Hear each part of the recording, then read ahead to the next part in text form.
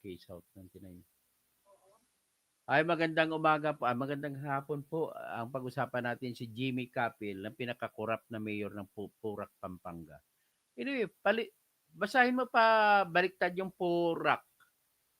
Purak, karup.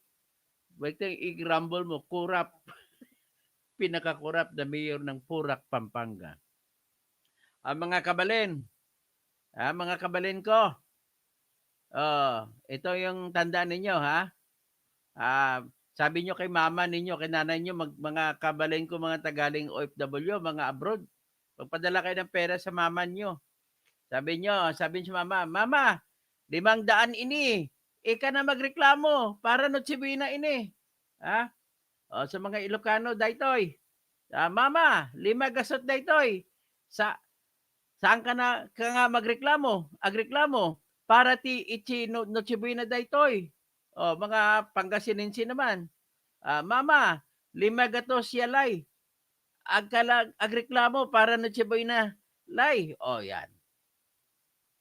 Akala ng mga tauhan ni BBM, 5 kagatos, 500 o 5,000 o 5K. Hindi 5K, 100 lang eh. 500.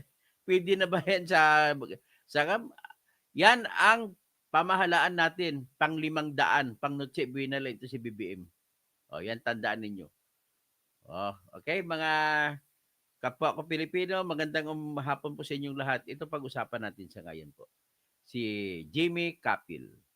Napipintong po sa delikado ang buhay ni Jimmy Capil na walang duda na pinakakurap, pinakamatakaw, pinakamagnanakaw, pinakasakim na mayor ng Purak, Pampanga. Kasi kung ikumpara mo sa ibang mayor sa Pampanga, mas marami pa ibang kurap sa kanya. Pero at least sa sa Purak lamang pinakakurap na mayor ng Purak, Pampanga ito si Jaime Capil. Naglabas na ng warrant of arrest ang Pasig Court sa kanya dahil sa 2 kaso sa Republic Act 3219. Ang kaso ay 7 counts.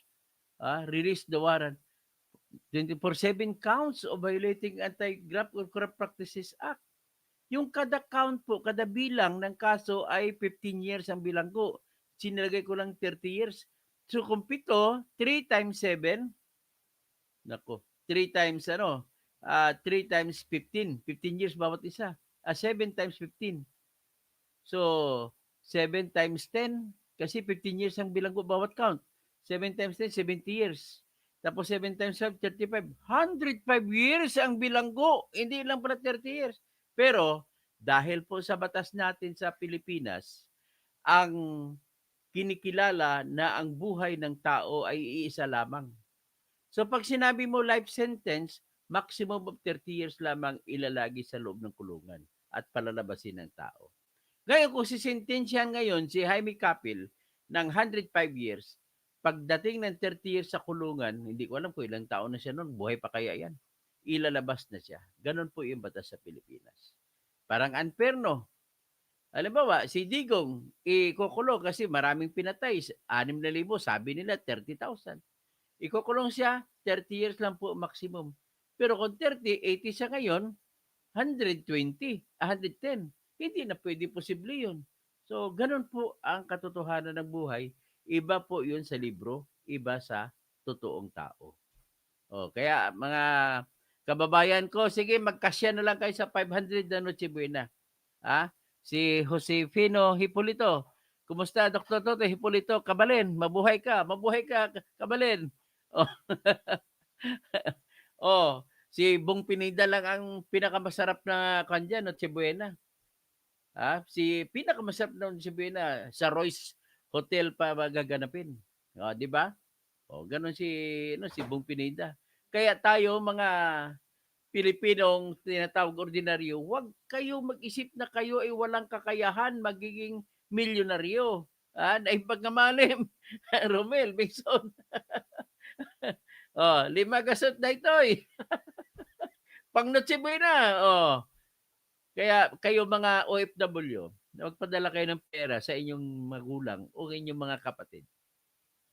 Magpadala ka, siguraduhin mo 500 pang Noche Buena. Siguraduhin niyo pang 500 pang Noche Buena. Hindi ko alam kung paano pagkasahin ang Noche Buena. Siguro, ako, para makagawa ako, ang challenge ko diyan, gagawin ko, bibili ako ng kamote, gagawa ako ng kamote Q. Saging na saba, gagawa ako ng banana Q. Para mura lahat pagkasya 500. Ano pa ba iba?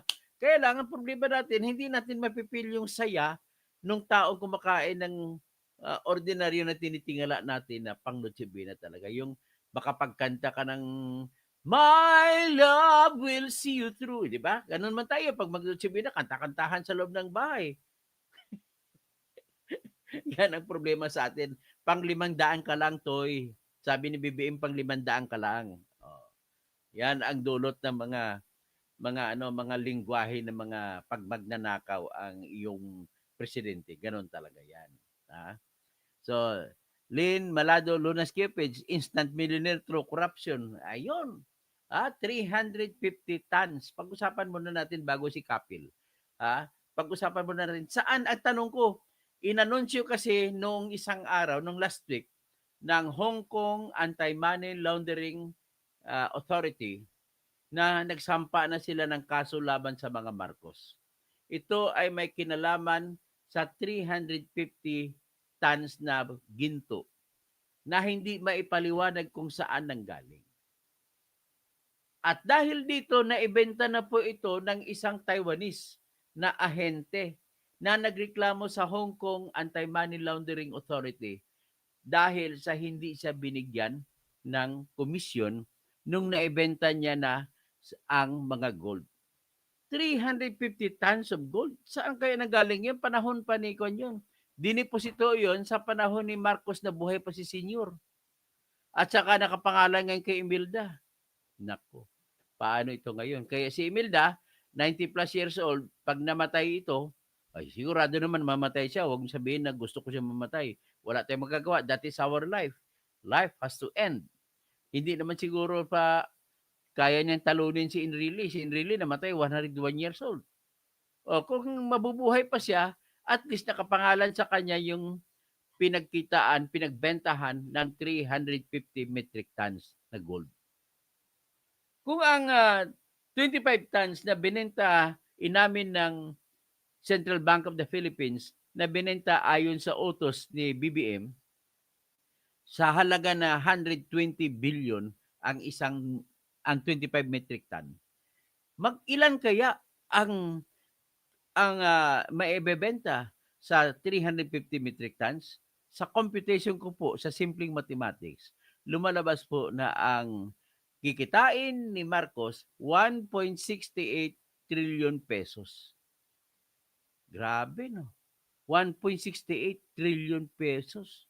Yan po kikitain ni BBM sa 350 ton.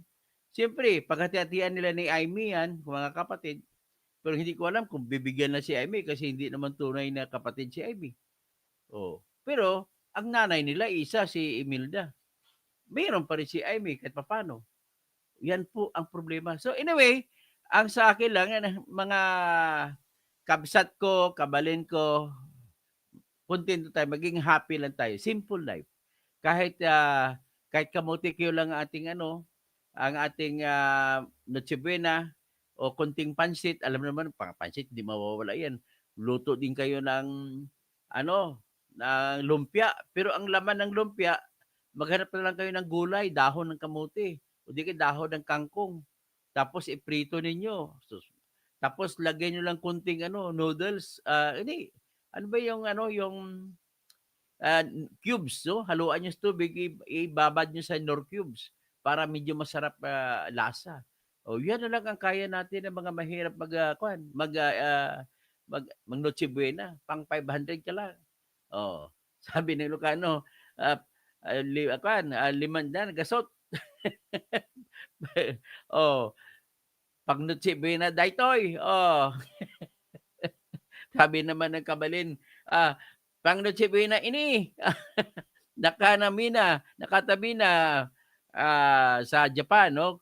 Konnichiwa, mamo. Mamo konnichiwa. O Danny Thailand, naimbag nga malim, Doktor, hindi toto kasi ang family present. Anong balita na sa kuwaranto, antayin natin ang utos ng Senate Electoral Tribunal para malalaman natin mag-umpisa na kami ng trial ni Erich Sylvester Tulfo. Malapit-lapit na yan. Siguro mga next year, mga January or February. Sabi naman rin si Jack Bawatan, Doktor, kung paano gagastusin. Si Secretary Roque na kakainin natin sa Noche Buena natin. Ay, nako si Roque, Christina Roque. Ano kayo na Harry Roque to? Kamag-anak ba?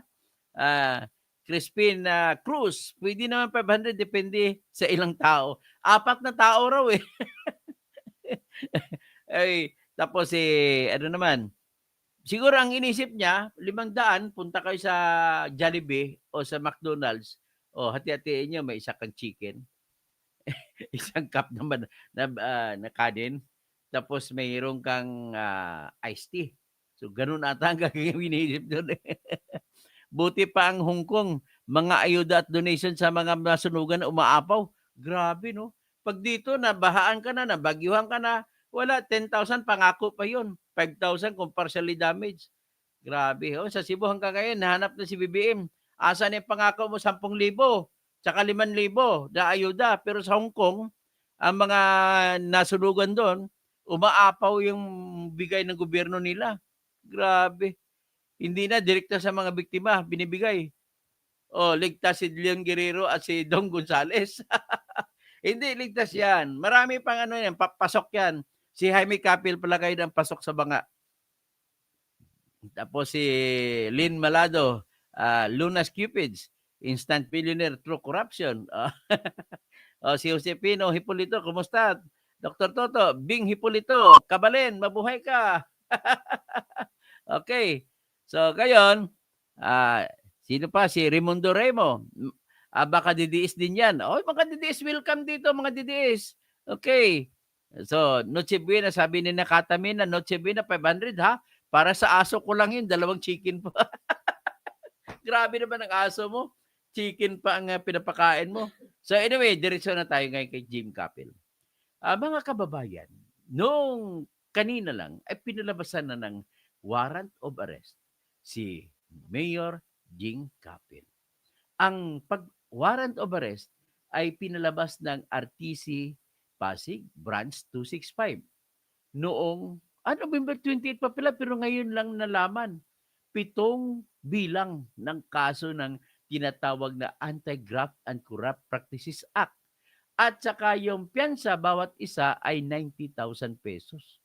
So 9 times 7, 9 times 63. So 630,000 ang babayaran niyang piyansa. So wala chicken pa yung kay Capil. Pero 7 count. Ladies and gentlemen, sa kada bilang, ang parusa po ay hanggang 15 years. So kung 15 years times 7, 10 times 7 is 70, 7 times 5 is 35, 105 years ang ikukulong ni Jing Capil. Pero dahil sa batas natin sa Pilipinas, ay makaabot ka ng kulong na straight na 30 years, ilalabas ka na. Ganun po ang batas natin. Kaya, ang title ko, makukulong si Jing Capil ng 30 years. So, ang mga kasong ito po ay nagsimula noong October 2024 na sinampa ng Presidential Anti-Organized Crime Commission at saka ng Philippine National Police dahil po sa pagkasangkot kay Capil andun sa mga aktibidades ng mga ng Lucky South 99 at iba pang pugo na kumpanya diyan sa Purak, Pampanga. So, ang Lucky South 99 ay original na isang online gambling facility. At ang operation nito ay nabisto noong July last year. Noong ang mga pulis natin sa pangunguna ni General Gilbert Cruz at Dr. Winston Casio ay pinasok nila ang compound at na-discover nila na maraming tao doon ang human trafficking, may mga tinotorture, may iba pang mga namatay, kaya nagiging trafficking. Kasi kung may sweldo lamang na tama ito at walang namatay at walang na-torture, hindi po siya trafficking. Pero dahil may namatay at may na-torture, so pinagpalagay sa batas, bakit ka pumatay? Bakit ka nag-torture ng mga empleyado? Ibig sabihin, kinuha mo sila para magiging alila. So kung magagawin mong alipin ang mga taong kinuha mo na nagtatrabaho, ang kaso mo na ngayon ay trafficking.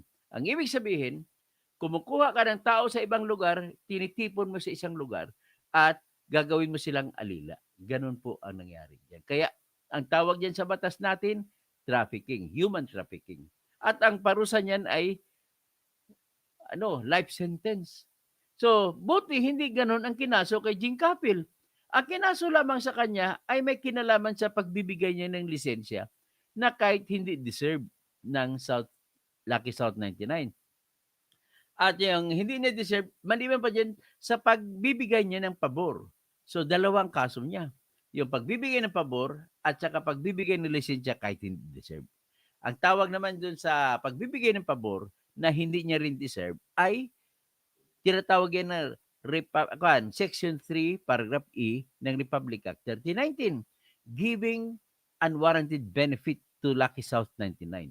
Tapos ang isa naman, issuing license sa Pugo, sa Lucky South 99, kahit hindi nila deserve. Okay? So, ganun po ang naging kaso ni Jing Capil. So, pag binasa mong warrant of arrest, nakalagay po yun ang kaso niya na violation of Section 3E and Section 3J of the Anti-Graft and Corrupt Practices Act. Ayon po sa Section 9 ng ganung batas, ang parusa po ay minimum na 6 years and 1 month at hanggang sa 15 years. So, yan po ang parusa. Therefore, sabihin natin 10 years na lang. So, times 7, 70 years din ang kulong, minimum. Pero dahil ang sinasabi ko nga sa inyo, sa Pilipinas po ay 30 years lamang pwede ikulong ang tao na tuloy-tuloy, na walang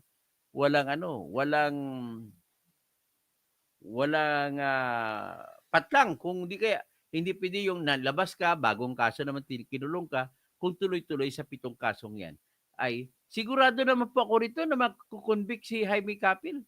Ang lakas ng ebidensya. Unang-una, nandiyan, may lisensya. Tapos hindi pa nagbabayad ng tamang real property tax. Doon mo kinuha yung bilyonis mo. Oh. Kaya doon ka kumuha ng pambili ng mga kondominium mo.